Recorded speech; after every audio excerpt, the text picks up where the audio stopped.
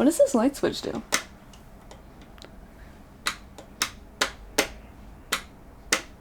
I don't think this light switch actually does anything. Meanwhile, one of you guys in like Poland is over there being like, what is happening? I love winter. I love winter so much. I feel it in my bones. It's my favorite season of them all. I love this season more than I can explain. Like John Knoll says, when you love something, it loves you back in any way that it can. So winter loves me as much as a season can love anybody.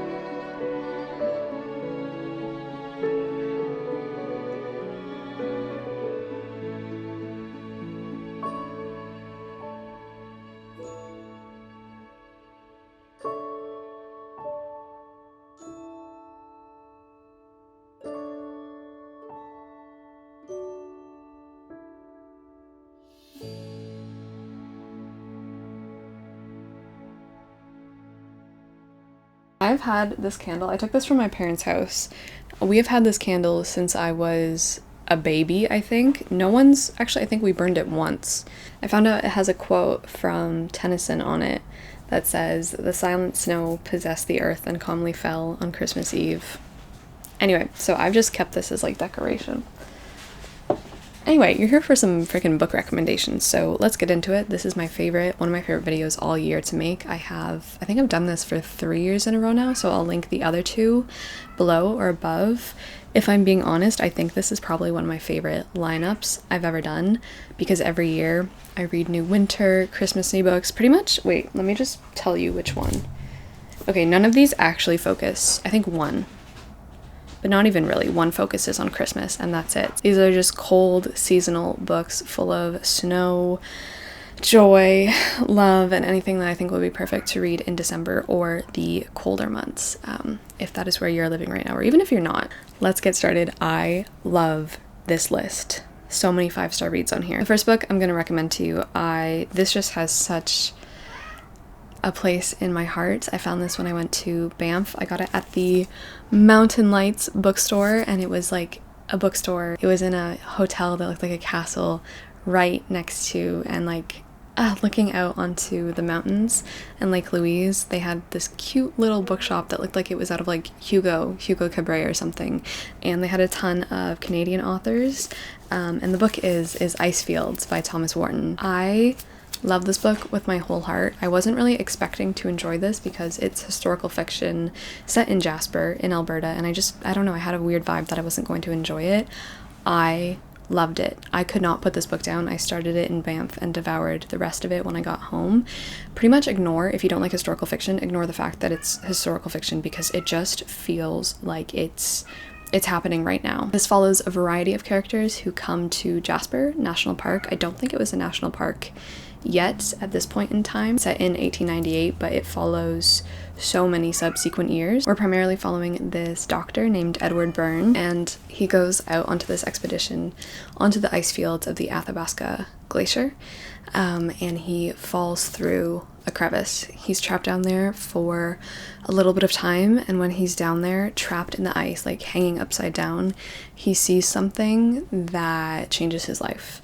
He sees something in the ice, let's say trapped in the ice, that changes his life. And so he becomes obsessed with this ice, with this melting glacier, with the ice fields that of course are receding each and every year, tragically. And so he obsessively comes back to Jasper, makes a home there, meets so many other people who are obsessed with the area or with the ice in one way or another. And he waits. He finds the spot that he fell in, and he's like, you know what, in so many years, this spot is going to melt, and what I saw in the ice will finally be released, will finally be shown to me, and I can wrap my head around it. This was phenomenal. This was so good. Not only was the premise amazing, every character that we follow in here is so cool. We have a poet who comes to write. We have a woman who is growing this really, really beautiful botanical garden in the middle of this like icy, wintry landscape. The writing is so gorgeous. It's a third-person perspective that just makes you want to write down everything he says. I cannot wait to reread this. The atmosphere, the landscape is just incredible. I read this book before I ever had seen a glacier in my life, and when I went to Iceland in October, I saw my first glacier and I cried my eyes out, touching the ice, and the whole time I totally had this book in my head, and it just made the experience that much more intense. But the writing, for a moment he could not believe in these hard, unfathomable masses of rock. They seemed to hang suspended in the sky. A quick, cold breath might shatter them like an illusion of ice crystals and light. It's such a good commentary on trauma, on injury, on taking over a landscape, on climate change. It's a piece of eco-criticism, and it was so amazing, so amazing. So that is Ice Fields. Huge recommendation. This is one of my favorite books of the year, and so cool. Next, I'm going to recommend you a book that will lift your spirits no matter what. It is one of the most hot chocolate coated, marshmallow, fluffy, Christmassy, wonderful, snowy books that I've ever read. Also a 5-star read. I love this author. This is one of my favorite young adult authors. I don't know if she's writing books anymore because I think she's actually working for Disney as like a storyboard artist, is the last I've heard. I really want her to come back writing books, but that is Heather Dixon Walwork, and this is The Enchanted Sonata. I'm the only person, I'm not gonna lie, I'm the only person I've ever heard talk about this book. I found this book thrifted, but this book needs so much more attention. This is a retelling of the Nutcracker. I think this is the best retelling of the Nutcracker I've ever read.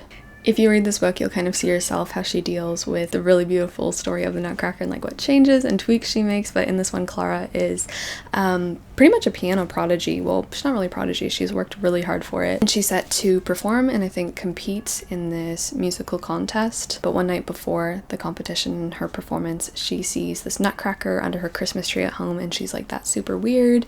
Like, hey mom, hey brother, none of you gave this to me. What is going on? And she grabs it and she is transported into, of course, the other world, the world where the Nutcracker lives, where rats are ravaging the kingdom. People are trying to keep them at bay, but she also steps into a world where all of the children have been turned into toys by, of course, the Pied Piper. So this mixes together the Nutcracker and the Pied Piper. So many Phantom of the Opera vibes. It was insane. I loved it. I loved the villain. I loved the Nutcracker himself, and it was just so... It was just so much fun, so light. I was literally smiling the whole time, like even holding this book and thinking about it. I mean, it's gorgeous, beautiful. Like the atmosphere is perfect. Like I just wanted to live there. It felt like I was inside a snow globe reading this.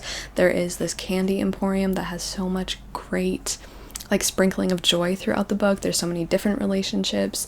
We go to the snowy forest, we go to like the orphanage in the woods, we go to so many different places, and it was just so great. Also, it's just so beautiful. Dawn turned the jagged trees into a forest of pink and yellow stained glass. Music is a huge component in here. This was amazing, so highly recommend. Speaking of the Nutcracker, I've never recommended the Nutcracker in any of these videos by E.T.A. Hoffmann, so I'm going to do that. This is a really pretty edition that I found at Chapters. I actually heard of these editions from Gavin over at How to Train Your Gavin, and then I went and bought it immediately. I know that they have the Snow Queen as well as a couple other Christmassy winter editions. So gorgeous, and it does come with like a few illustrations here and there, so cool. I have never read, well, no, I've never read the actual E.T.A. Hoffmann's edition, but I'm gonna do that literally this week because I'm going to see the Nutcracker Ballet this month, and I'm so excited. So I feel like I just had to put the Nutcracker on. I just had to put the Nutcracker on here. During the long day of the 24th of December, the children of Dr. Stahlbaum were forbidden from entering the parlor. I love the Nutcracker. I love it so much. Barbie and the Nutcracker was one of my favorite movies as a child. I watched that so many times. Okay, now for something completely different. I'm gonna recommend you something that is definitely it's a challenge. It took me months to read this book, but I think it's perfect for December. I would love to read this book in December, and that is War and Peace by Leo Tolstoy. Yes, I think you should 100% read this. It's perfect. It is perfect for settling into those long, cold winter nights. This book is over 1,100 pages. Oh, no, it's over 1,300 pages. I have recommended Anna Karenina before, but War and Peace is just as good of a recommendation. There is so many scenes of winter and hardship and war and, of course, love, triumph. It's just a universal book, and I think, yeah, reading it in the cold, blistering, snowy winds, which I hope we'll be getting soon, would just be absolutely perfect. So I don't really want to tell you too much more about War and Peace. If you don't know what it's about the Napoleonic Wars. Who is right and who is wrong? No one. But if you are alive, live. Tomorrow you'll die as I might have died an hour ago. And is it worth tormenting oneself when one has only a moment of life in comparison with eternity? Exactly, Pierre. Exactly. Darkness and gloom. I understand that. I cannot help loving the light. It is not my fault. Anyway. Yes, do it. Just do yourself a favor. Do it. If you put it down, don't worry. There's tons of dull moments. Tolstoy is Tolstoy. He goes on so many rants that are much longer than the dark winter nights of winter. So maybe it'll make your dark winter nights feel not so long once you start reading Tolstoy, but so worth it, I promise you. So that is War and Peace. I also wanted to give kind of a fairy tale retelling recommendation that is perfect for winter, and that is Spinning Silver by Naomi Novik. I also read this one this year, and this is a retelling of Rumpelstiltskin, but I really love it because it's a very loose retelling. Tons of liberties are taken, and Naomi Novik creates a whole new world. So we follow the perspectives of, I believe, 3 different girls. We have one girl whose family is quite poor, and so she takes it upon herself to become like the bookkeeper. They're also moneylenders, and her father has really not been making sure that anyone has been repaying their debts, and so they've fallen on hard times. But our girl is like, you know what, I'm gonna make people pay me. She starts to make a lot of money off of like her trades and interest and just being like, you know, having a good business mind. She starts to become known throughout the land and even throughout potentially other lands, the lands of the Starik, who are kind of like winter fae monstrous beings made of ice, I believe, if I'm remembering that correctly. They were so cool. Their landscape, their realm, the Starik's whole world was my favorite part of this book, definitely. But one of the Starik kings becomes kind of aware of this girl who is, you know, spinning silver, that she's making a fortune pretty much out of nothing, seemingly. And so he's like, hey, I want her. Like, she needs to come to our kingdom because I want more money. We also follow the perspective of a girl who is set to marry this completely cruel monarch or royalty, and so we follow her perspective. There's tons of magic. It's a really lengthy fairy tale book that Naomi Novik, in it, she doesn't spare any detail. She gives you everything. She really delves deep into the characters. It's very much a character-focused fairy tale retelling, if you're into that. I had DNF'd previously, I think, one other Naomi Novik book, but this was the one that worked for me, so I would recommend Spinning Silver. Okay, my one middle grade recommendation on this list is 1000% Moominland Midwinter. This book almost made me lose it. This book almost made me cry. This was a gift from one of you guys. Thank you. Look at this. If you've not heard of the Moomins, they are a Finnish phenomenon, and they are amazing. They're these little, where is he? There he is. Little troll things. This is gorgeous. The whole book is also illustrated, but this is about Moomin Troll, who I think is the youngest son of the family, and typically the Moomin family hibernates during the winter, but for some reason he accidentally wakes up and he's like, what is this? Like, what is winter? He's never experienced it before, and so you have this little creature who has never seen the decimation that the season can produce, but also the beauty that it creates, and he's experiencing it all for the first time. He's very frightened of it at first, but slowly and slowly he starts to see the beauty in it, come to appreciate it. He also meets the winter people who are out during the winter, all of the creatures who make winter their home, and they kind of show him the ropes, like what you can do in the winter season. It is so wholesome. Jon is just so good at making the themes of isolation and solitude and grief really apparent, but also really subtly dealt with in a middle grade book, and it was so impressive. Also, this edition, look at what's under the cover. It's so pretty. I almost lost it because, like, it definitely does deal with the feeling of, like, when your day ends. Here it's been ending at like 4:45. The sun's down, and it's quite depressing. It is. And Moomin Troll is like dealing with that, and also like he's the only one of his family who's out here. The sky was almost black, but the snow shone a bright blue in the moonlight. The sea lay asleep under the ice, and deep down among the roots of the earth all small beasts were sleeping and dreaming of spring. Time and all the world were lost. Everything he could feel and look at had blown away. Only a bewitched whirl of damp and dancing darkness was left. Moomin Troll became more and more convinced that this was a trick the winter had decided to play him, with the intention of showing him simply that he couldn't stand it. First it had taken him in by its beautiful curtain of slowly falling flakes, and then it threw all the beautiful snow in his face at the very moment he believed that he had started to like winter. I'm nothing but air and wind. I'm part of the blizzard, Moomin Troll thought. He spread out his arms and flew. Frighten me if you can, he thought. I'm wise to you now. You're no worse than anything else when one gets to know you. And the winter danced him all along the snowy shore until he stumbled across the snowed-in landing stage and plowed his snout through a snowdrift. Yeah, I just love this book so much. Okay, and then I'm going to recommend The Blue Fox by Sion. I bought this in Iceland, read it in Iceland. This was really great. This is also dealing with a ton of winter.